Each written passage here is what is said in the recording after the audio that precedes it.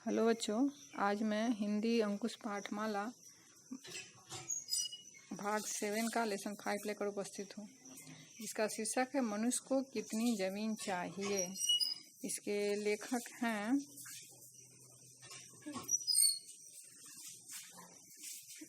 लेखक हैं Leo Tolstoy, जो रूसी कथा का हिंदी रूपांतरण है।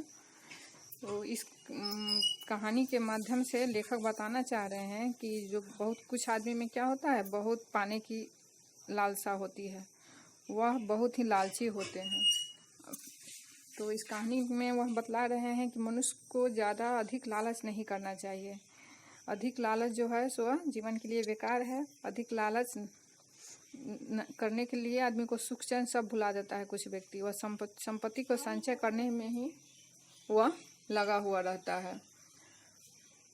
तो मनुष्य इसका पठन पूर्व बोध देखते हैं कि मनुष्य तथा कुछ अन्य प्राणियों में लालसा की प्रवृत्ति विशेष रूप से पाई जाती है, परंतु उसकी एक सीमा होनी चाहिए। धन, संपत्ति और जमीन जीने के लिए आवश्यक है, लेकिन केवल इसके लिए ही जीना बुद्धिमानी की बात नहीं है। मनुष्य को अपने विवेक का प्रयोग करते हुए लालच की प्रवृत्ति पर अंकुश लगाना चाहिए, अन्यथा परिणाम बहुत बुरा हो सकता है। कई अन्य कहानियां जैसे राजा मिडास के सोने की लालसा कहानी तथा इतिहास में कुछ घटनाओं का उदाहरण आप दिया जा सकता है। तो बच्चों, बिल्कुल सही है कि आदमी को जीने के लिए धन संपत्ति चाहिए, जमीन चाहिए। उसी के लिए ही जीना यह बुद्धिमानी नहीं है। आदमी को अपने विवेक का प्रयोग करते हुए अधिक लालच नहीं करना चाहिए और संतुष्ट रहना चाहिए। सोने की जो ये कहानी आप लोग सुने होइएगा कि एक राजा था जो कि सोना का इतना लालची था कि भगवान से वरदान में मांगा कि जो चीज़ हम छुए वह सोना हो जाए। तो यहाँ तक कि वह पीने के लिए पानी छूता, खाने के लिए भोजन छूता, सभी सोना हो जा रहा था। इससे वह बहुत परेशानी में पड़ा और फिर अपना वरदान भगवान को वापस लेने के लिए कहा। तो बच्चे, लालच नहीं करनी चाहिए, हमें थोड़े में ही संतुष्ट रहना चाहिए। आइए कहानी पढ़ते हैं। क्या है हमारा कहानी? तो एक गांव में पारबोम नाम का एक किसान रहता था। एक दिन उसकी पत्नी की बड़ी बहन उसके घर आई। वह शहर में रहती थी। उसका पति व्यापारी था। उसने पारबोम की पत्नी से अपने शहरी जीवन की प्रशंसा करते हुए बताया कि वह शहर में अपने पति और बच्चों के साथ अक्सर घूमने तथा स्केटिंग करने जाती है। पारबोम की पत्नी को शहर की प्रशंसा अच्छी नहीं लगी। उसने भी अपने गांव के जीवन की प्रशंसा करते हुए कहा, हमारा जीवन तुम लोगों के जीवन से कहीं अच्छा है। तुम लोगों के पास बहुत सा धन है, परंतु तुम बहुत बुरी स्थिति में फंस सकते हो। व्यापार का कोई ठिकाना नहीं कि कब घाटा हो जाए, परंतु हम लोगों के साथ ऐसी बात नहीं है। हम किसान बहुत धनी तो नहीं है, लेकिन जरूरत की चीजें की कमी नहीं है पड़ती। बच्चों, बिल्कुल सही बात है। जो शहरी लोग हैं शहरी ऐशो आराम में रहते हैं, लेकिन गांव वाली बात उनमें नहीं होती है। व्यापार और नौकरी जो है सो कुछ दिनों की होती है, लेकिन जिनके पास जमीन है, जिनके पास जायदाद है, वह अस्थायी रहता है और वह ज़्यादा संतुष्ट रहते हैं। तो दोनों बहन एक बहन अपनी बड़ी बहन शहर की और छोटी बहन अपने गांव की प्रशंसा कर रही है। आगे देखिए। बड़ी बहन तुरंत उसकी बात काटकर बोली, तुम लोगों के पास गाय, बैल और बछड़ों को छोड़कर रखा ही क्या है? न पहनने के लिए अच्छे कपड़े हैं और न ही अच्छे लोगों का साथ। तुम्हारा पति चाहे जितनी मेहनत करे, लेकिन तुम लोग इस मिट्टी के घर में ही रहोगे और एक दिन इसी मिट्टी के घर में मर जाओगे। यह सुनकर पारबोम की पत्नी ने कहा, ऐसी बात नहीं है। हम लोग तुम लोगों से अधिक सुखी हैं। हमारे खेत हमारे अपने हैं। हमें किसी के आगे झुकना नहीं पड़ता। शहर का वातावरण ठीक नहीं है। तो बच्चों, यहाँ देख रहे हैं दोनों बहन एक दूसरे का बुराई करने में लगे हुए हैं। बड़ी बहन अपने शहर की तारीफ कर रही है, गांव की बुराई, और छोटी जो गांव रहती है वह गांव की तारीफ कर रही है, शहर की बुराई। तो बच्चों, सही है, जहाँ जो जिसका है उसी को आदर से देखना चाहिए, उसी का आदर करना चाहिए। दूसरे को देख करके लालची नहीं बनना चाहिए। आगे देखिए। कभी भी तुम्हारे पति को यह सुनकर पारबोम की पत्नी ने कहा, ऐसी बात नहीं है। हम लोग तुम लोग से अधिक सुखी हैं। हमारे खेत हमारे अपने हैं, हमें किसी के आगे झुकना नहीं पड़ता। शहर का वातावरण ठीक नहीं है। कभी भी तुम्हारे पति को जुए या शराब की आदत पड़ सकती है और तुम्हारा जीवन बर्बाद हो सकता है। पार्वोम उन दोनों की बातें सुन रहा था। उसने पास आकर अपनी पत्नी का पक्ष लेते हुए कहा, दीदी, हम अपने खेतों में बचपन से ही काम में लग जाते हैं, इसलिए बुरी आदतों के विषय में सोचने का हमें समय नहीं मिलता। मुझे केवल एक ही बात का दुख है कि मेरे पास जमीन बहुत थोड़ी है। यदि मेरे पास अधिक जमीन हो जाए तो फिर मुझे चिंता न रहे। दोनों की बात उस छोटी बहन की पति सुन रहा था और उसने कहा, यह सही है कि हम लोग बहुत सुखी हैं, लेकिन दुख इस बात का है कि मेरे पास जमीन कम है। यदि जमीन ज्यादा हो जाए तो मेरी चिंता दूर हो जाए। अब देखिए इसी जमीन की लालसा उसे क्या करवाती है। इसी बातचीत में काफी समय बीत गया, इसलिए दोनों बहनें रसोई में काम करने चली गई।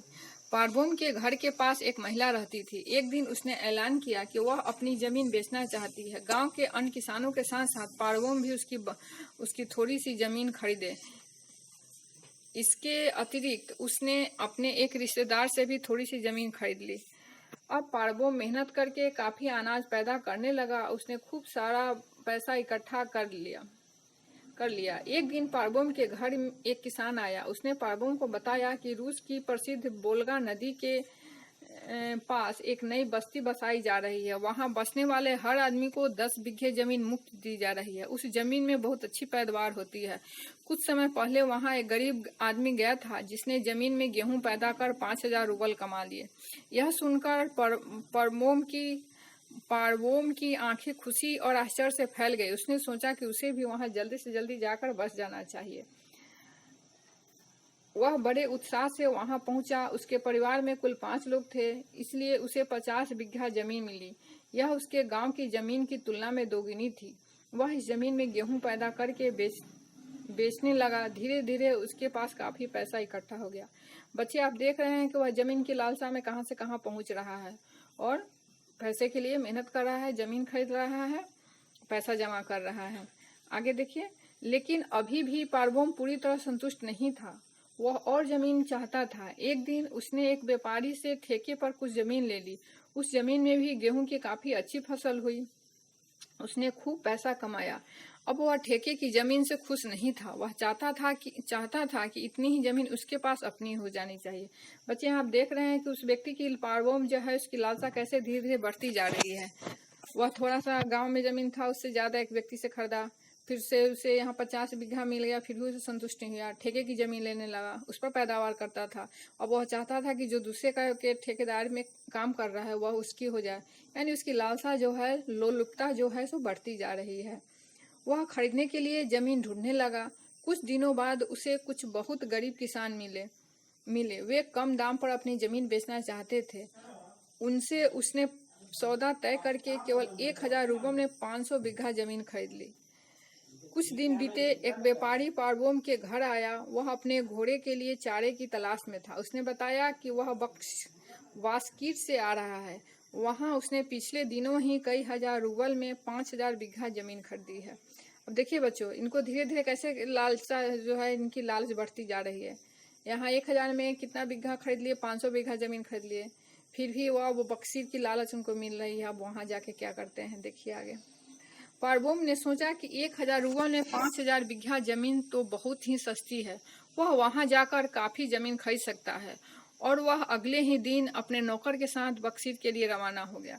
बक्सीर के लोगों ने जब पार्वोम को देखा तो उसे चारों ओर से घेर लिया। जब पार्वोम ने उन्हें बताया कि वह जमीन खरीदने आया है तो उनकी खुशी का ठिकाना न रहा। गांव के मुखिया अस्तार सिंह ने उससे कहा, हमारे पास बहुत जमीन है, जितनी चाहो खरीद सकते हो, पर हमारी एक शर्त है। कल सूर्योदय होते ही हम एक स्थान पर खड़े हो जाएंगे और तुम्हें उस स्थान से जमीन का चक्कर लगाना शुरू करना पड़ेगा। सूर्यास्त तक तुम जितनी जमीन का चक्कर लगा लोगे, वह जमीन 1,000 रूबल में तुम्हारी हो जाएगी। और यदि चक्कर पूरा नहीं कर सके तो तुम्हारा पैसा हम जब्त कर लेंगे। पार्वोम जमीन बेचने की इस अजीब ढंग पर हैरान रह गया। ज्यादा जमीन पाने के लालच में पार्वोम ने उसकी यह शर्त मान ली। बच्चों, क्या शर्त है उसकी? कि सूर्योदय होते ही वह वहां से चलना शुरू करेगा और जितनी जमीन तय करके वह पैदल चल करके फिर वापस उस मुखिया के पास पहुंच जाएगा, उतनी जमीन उसकी हो जाएगी। और कीमत कितना? सिर्फ 1000 रुपया। उसको तो यह जो शर्त थी आश्चर्यजनक लगा, लेकिन वह यह मान लिया। अगले दिन सुबह उसने मुखिया की टोपी में 1000 रूबल रख दिए।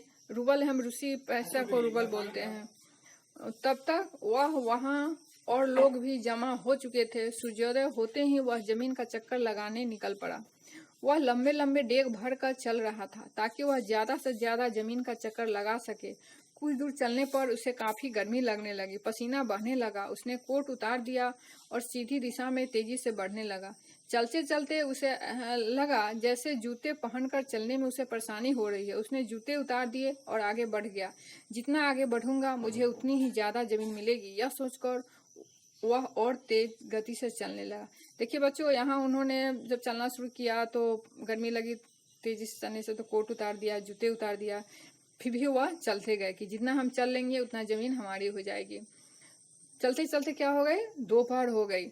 अब उसे भूख लगने लगी। उसने जल्दी जल्दी खाना खाया और बिना आराम किए और ज्यादा जमीन पाने की लालसा में तेजी से चल पड़ा। अब यहाँ देखिए, वो खाना भी खाए तो आराम नहीं किए। जब थक कर के कोई खाता है तो आराम करने की इच्छा होती है, थोड़ा सा आराम कर लेना चाहिए ताकि जो हमारे शरीर का जो एनर्जी है फिर से रिकवरी हो सके।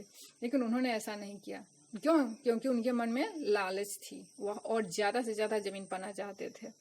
धूप और तेज हो गई। कुछ दूर और चलने पर वह थक कर चूर हो गया। फिर भी वह रुका नहीं। उसने सोचा कि थोड़ी और मेहनत से और अधिक जमीन मिल जाए तो क्या बुराई है। थोड़ा और आगे बढ़ने पर उसे एक बहुत सुंदर जमीन का टुकड़ा दिखाई पड़ा। वह जमीन छोड़ना मूर्खता होगी, यह सोचकर उसने उस जमीन का भी चक्कर लगाने का फैसला किया और तेजी से चलने लगा। उसके पांव में छाले पड़ गए और खून निकलने लगे। देखिए बच्चों, किस तरह उनको लालसा जो है सो उनको उनके क्या है, उनके गर्त की ओर उन्हें लेती जा रही है।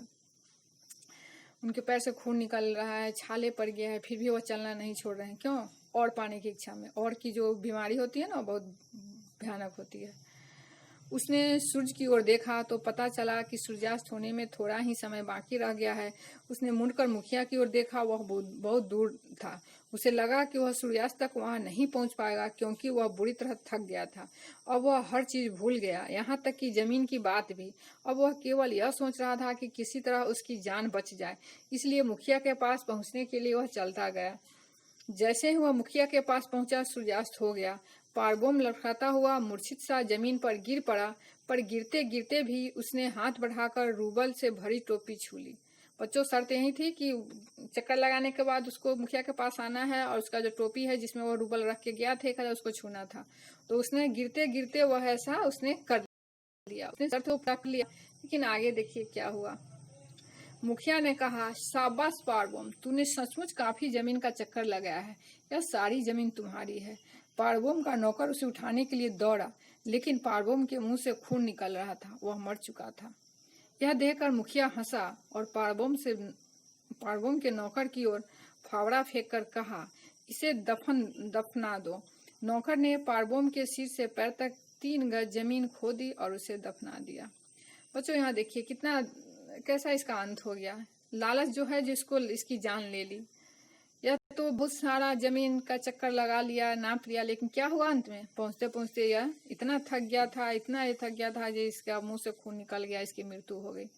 और मरने के बाद क्या हुआ? इसको मिला, कितनी जमीन मिला? 3 गज। फाड़वा हम कहते हैं खुदाल को, जिसे जमीन खोदा गया।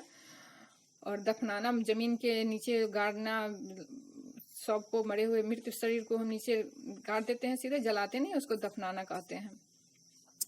तो आदमी के जब मरता है तो उसके साथ कुछ नहीं जाता है, ना एक वस्त्र जाता है, ना कुछ धन संपत्ति जितना अर्जे रहता है वह जाता है। वह खाली हाथ आता है और खाली हाथ जाता है। तो इसलिए हमें जरूरत भर ही लालच क्या करना चाहिए, कुछ चीज पर ध्यान देना चाहिए, धन संपत्ति के पीछे पड़ना चाहिए, लालच नहीं करना चाहिए। आप सुनते भी होइएगा कि लालच बुरी बला है। लालच जो है सो आदमी को बहुत गलत काम करवा देता है। इसलिए बच्चे, आप अपने जीवन में इस कहानी से सीख लेते हुए कभी लोलुपता के चक्कर में नहीं पड़िएगा। लोलुपता यानी अधिक लालच नहीं कीजिएगा। जरूरत भर करना है, ईमानदारी से जीना है, ईमानदारी के साथ जीवन यापन करना है। तो बच्चों, ये कहानी तो बहुत लंबी थी, इसलिए मैं यहीं तक पढ़ती हूँ, आगे प्रश्नोत्तर करूँगी। धन्यवाद।